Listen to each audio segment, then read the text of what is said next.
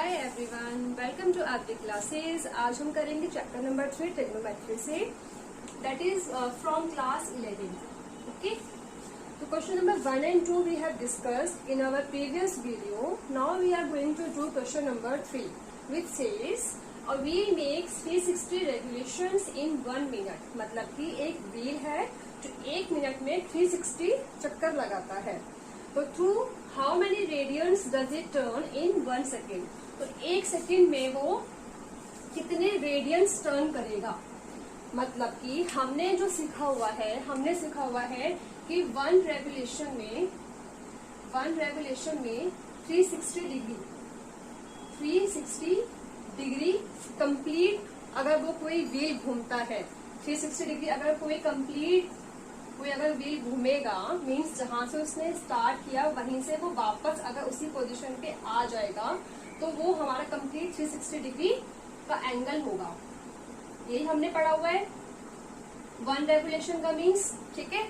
And हमने इस chapter में रेडियन से जब हमने इसको कंपेयर किया था तो हमने किया था 360 degree equals to 2 pi radian होता है, ये हमने सीखा था, ठीक है। तो अभी हम इस क्वेश्चन में रेडियन के साथ ही काम करेंगे। कुछ स्कूल्स में या फिर कुछ टीचर्स डिग्री के साथ काम करवाते हैं, उसके बाद फिर उसको कन्वर्ट करते हैं रेडियन में। बट जब हमें रेडियन का पता ही है तो हमें क्वेश्चन स्टार्ट रेडियन से ही करना चाहिए, क्योंकि हमें आंसर भी अपना रेडियंस में निकालना है। तो क्वेश्चन स्टार्ट करते हैं। क्वेश्चन है हमारा, चलो इसको लिखे रहने देते हैं। क्वेश्चन है, a wheel makes 360 revolution in 1 minute. 1 minute में वो 360 चक्कर लगाता है। तो यही हम पहले लिखते हैं कि इन 1 मिनट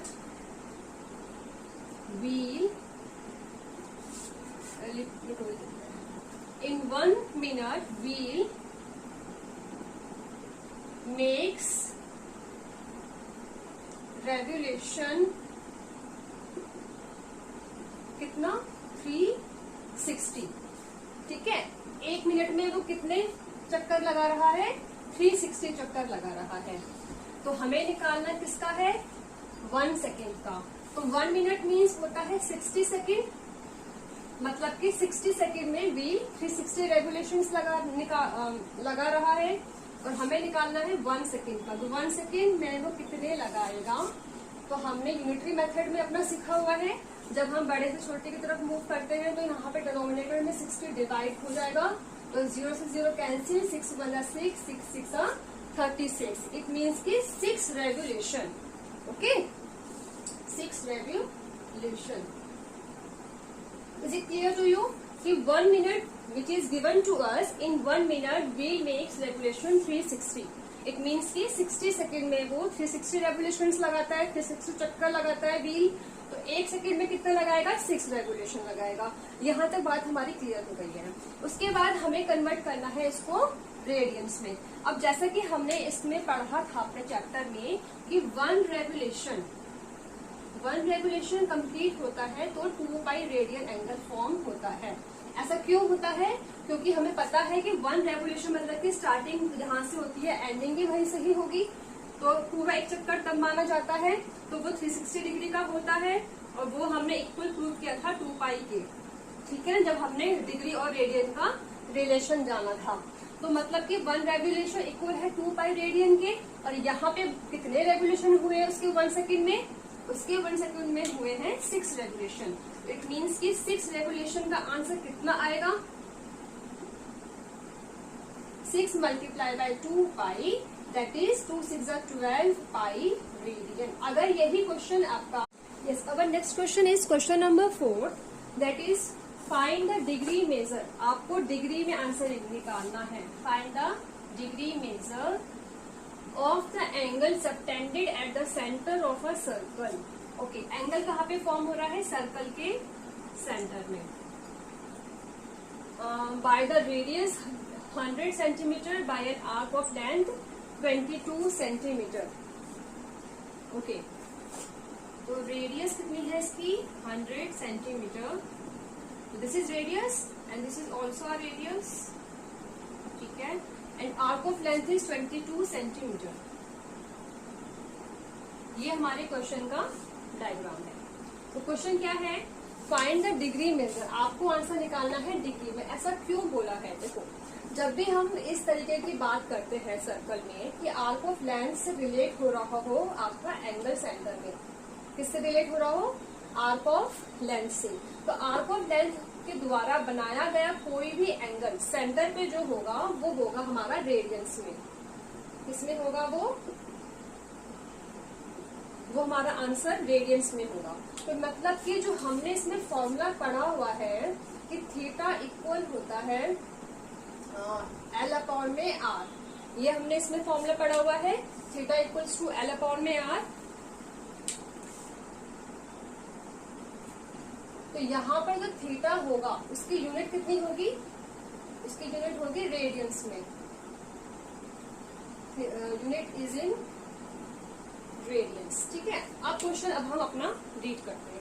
तो find the degree measure of the angle subtended at the centre of a circle, radius 100 centimetre by an arc of length 22 centimetre. Okay, अब हमें यहाँ पे डिग्री में आंसर निकालना है। तो पहले हम अपने इस फॉर्मूले में इनकी वैल्यूज को पुट करते हैं, थीटा की वैल्यू निकालते हैं। तो जो हमारा थीटा निकलेगा, जो हमारा एंगल निकलेगा वो हमारा रेडियंस में निकलेगा। इसको करते हैं, कैसे करेंगे,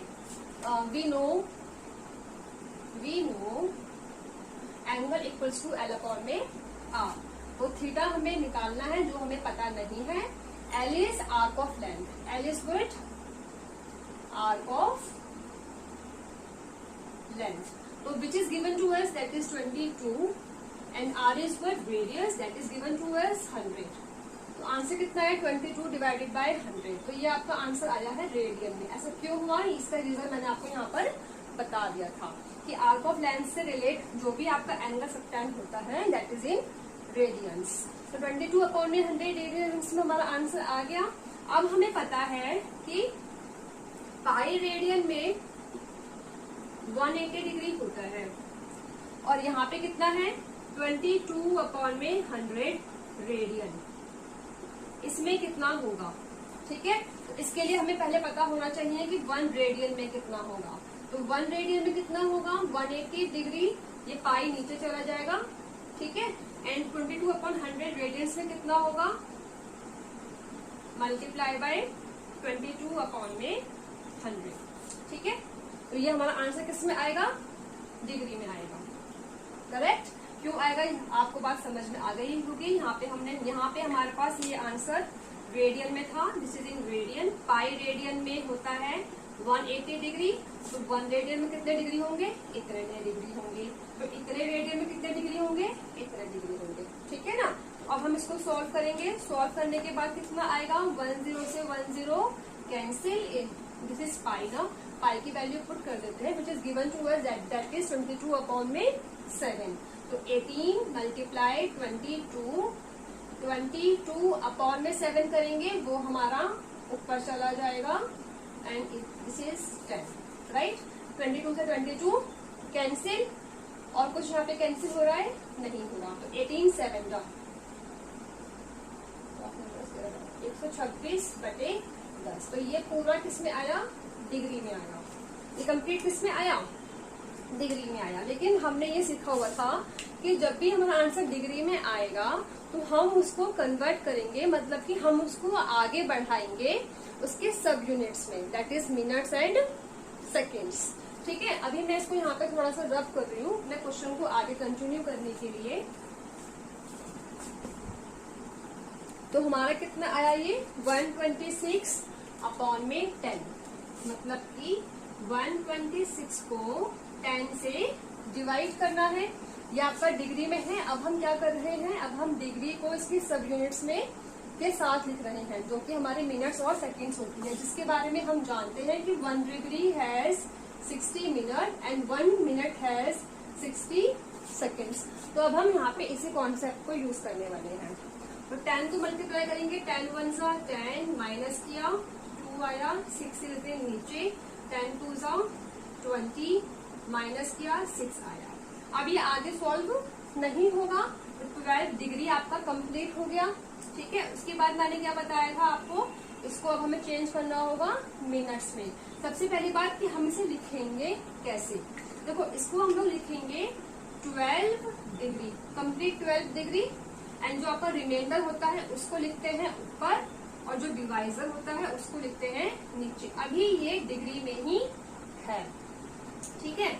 हम इसको कन्वर्ट करेंगे मिनट्स में, तो जो आपका होल पार्ट है उसको कन्वर्ट नहीं करते, इसको करेंगे तो मल्टीप्लाई बाय 60। 60 से क्यों किया? बिकॉज 1 डिग्री है 60 मिनट। तो यहाँ पर अब ये कन्वर्ट किसमें हो गया? मिनट में हो गया। तो अब हम क्या करेंगे, 12 डिग्री प्लस 6 6 36, 360 अपॉन में 10। अब हम इसको यहाँ पर सॉल्व करेंगे। मैंने आपको एक और चीज बताई थी कि आप यहाँ पे डायरेक्ट अपना डिविजन को कंटिन्यू कर सकते हैं। कैसे? मल्टीप्लाई बाय 60 यहीं पर ही कर इस डिग्री को मिनट्स में यहीं पर ही चेंज करके यहाँ पे 360 बन जाएगा, और आप अब यहाँ पर इसी 10 से ही डिवाइड करेंगे, ठीक है। क्योंकि मैंने आपको ये भी बताया था कि डिवाइजर चेंज नहीं होता, काट दोगे तो हो जाएगा, अदरवाइज अपना अगर आप डिवीजन को कंटिन्यू रखना चाहते हो तो मल्टीप्लाई बाय 60 करके यहाँ पे आप कंटिन्यू कर सकते हो। तो 10 3 30 माइनस 6 0, 10 6 60। अब यहाँ पे रिमाइंडर कुछ भी नहीं बचा, मतलब कि आपका ये कितना आ गया? मिनट आ गया। तो आंसर कितना आया आपका? आंसर आया 12 डिग्री 36 मिनट आपका आंसर आया। अगर आप चाहते तो यहीं पर ही इसको कैंसिल करके 12 डिग्री प्लस 36 मिनट आंसर यहीं पर ही आप लिख सकते हो। तो ये आपका डिग्री में आ गया, दिस इज आंसर। ऑलराइट।